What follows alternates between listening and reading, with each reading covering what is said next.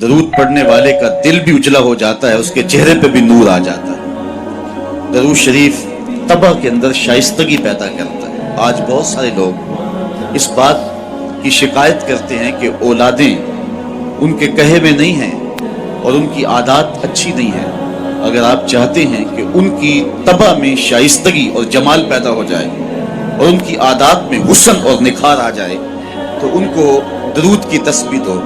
نتیجہ کیا ہوگا کہ ان کی عادتیں خود بخود سنورنا شروع ہو جائیں گی اور آپ چند دنوں کے اندر دیکھیں گے اور ایک اچھے اور پاکیزہ انسان کی صورت میں نشو و نما پا رہے ہیں۔ درود شریف انسان کی صلاحیتوں کو جلا بخشتا ہے، انسان کو ذکاوت، ذہانت اور اس کو فہم و ادراک کی دولتوں سے مالا مال کرتا ہے۔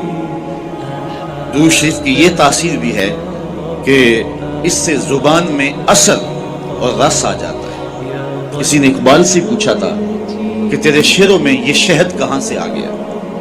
جو سخنور ہیں وہ جانتے ہیں کہ غالب کو اقبال سے بڑا شاعر سمجھا گیا ہے، جو حسن اور جو معاملہ بندی تغزل میں اور تراکیب کے استعمال میں جو حسن وہاں پایا جاتا ہے وہ اسی کا جو ہے وہ خاصہ ہے، لیکن جو عزت، جو تکریم اور جو شان اقبال کا مقسوم ہوئی وہ غالب کا مقدر نہ ہو سکی۔ تو یہ بات کسی نے اقبال سے ہی پوچھا، یہ بات پوچھی کہ حضرت یہ بات سمجھ میں نہیں آتی کہ آپ کے شعروں میں اثر اور شیرینی کہاں سے آئی؟ اقبال نے جو جواب دیا وہ سننے کے قابل ہے۔ کہنے لگے کہ میں نے 1.25 کروڑ مرتبہ حضور پہ درود پڑھا ہے، تو اگر حضور پہ درود و سلام پڑھو گے تو تمہارے لہجے میں رس پیدا ہو جائے گا، تمہارے انداز میں مٹھاس پیدا ہو جائے گی اور تمہاری گفتگو کے اندر شہد گل جائے گا اور تمہاری باتوں کی خوشبو پھیلتی چلی جائے گی۔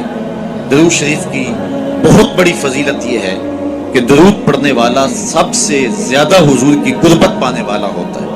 آقا کریم نے فرمایا قیامت کے دن میرے سب سے نیڑے وہ ہوگا جو سب سے زیادہ میرے اوپر درود پڑھنے والا۔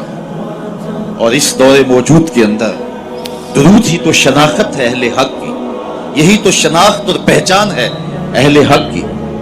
امام سخاوی نے القول البدیع کے اندر لکھا کہ حضرت امام زین العابدین رضی اللہ تعالی عنہ سے کسی نے سوال کیا، حضرت جب کثرت سے ترک اور فرق ہو جائیں گے تو زمانے میں اہل حق کو پہچاننے کا راستہ کیا ہوگا؟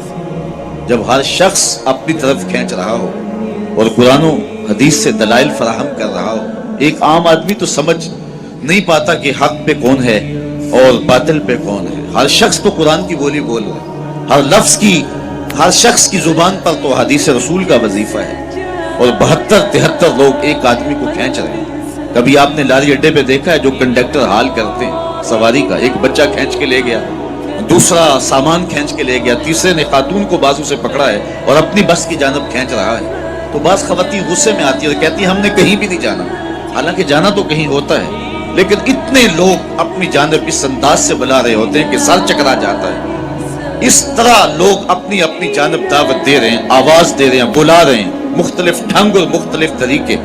اس نے مہربانی کی امام زین العابدین سے پوچھا، حضرت جب فرق و ترک مختلف ہو جائیں گے تو حق کو پہچاننا کس طرح سے ہوگا؟ تو حضرت امام زین العابدین نے جو جواب دیا وہ بڑا خوبصورت تھا اور واضح لفظوں میں صریح جواب تھا۔ فرمانے لگے جو اہل السنہ ہوں گے وہ حق کی راہوں کے مسافر ہوں گے۔ سائل نے دوسرا سوال پوچھا، اگر بہت سارے لوگ اسی عنوان کے ساتھ موجود ہوں، اسی ٹائٹل کے ساتھ ہوں، تو ان میں سے پھر اصلی سنی کو پہچاننے کا طریقہ کیا ہے؟ تو سنو امام زین العابدین نے جواب کیا ملا، جواب کیا دیا، آپ کے سینے میں ٹھنڈ پڑ جائے گی اور یہاں آپ آئے ہیں تو آپ کو اپنے پہ ناز ہوگا۔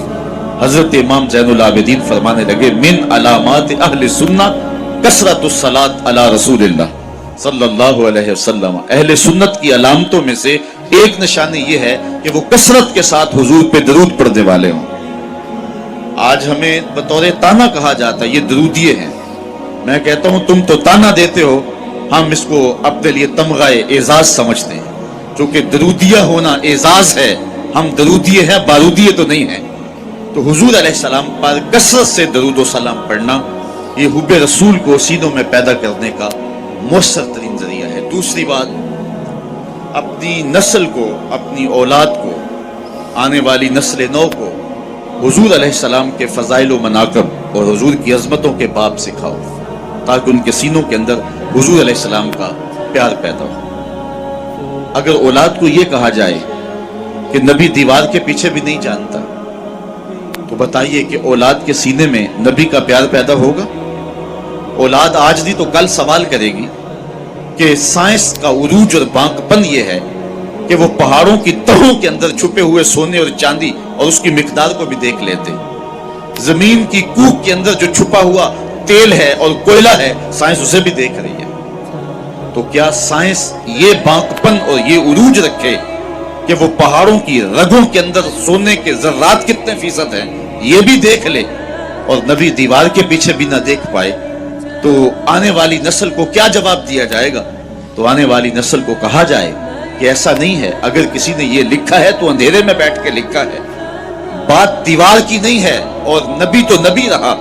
नबी के गुलाम हजरत उमर मस्जिद नबवी के मिंबर पे बैठे हैं, नहामद में जंग हो रही है, 1 महीने की मसाफत है, दीवार क्या, रास्ते में कई पहाड़ खड़े हैं, और हजरत सारिया मीर लश्कर पहाड़ को छोड़ने लगे। हजरत उमर यहां से पुकारते हैं, या सारिया अल जबल, ऐ सारिया पहाड़ को नहीं छोड़ना, ये शान है खिदमतगारों की, सरकार का आलम क्या होगा। तो अपनी नई नस्ल को इन हकीकतों से रोशनास करना होगा। आज के जमाने में अगर आप अपनी नस्ल को ये कहें कि नबी किसी चीज का इख्तियार नहीं रखता, तो आज हमसे नस्ल नौ सवाल कर सकती है कि इंसान के इख्तियारात तो करा ताबकरा फैल गए हैं। आज इंसान ने जमीन की तनाबें थाम ली हैं, सूरज की शुआओं को मुसख्खर कर लिया है, पानियों पे कब्जा जम गया है, एटम का कलेजा चीरा जा चुका है, चांद की छाती रौंदी जा चुकी है, और मरीख के सफर की तैयारियों में है इंसान।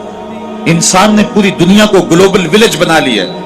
आज इंसान का बांकपन, उसके तसर्रुफात और उसकी पहुंच देखने वाली है।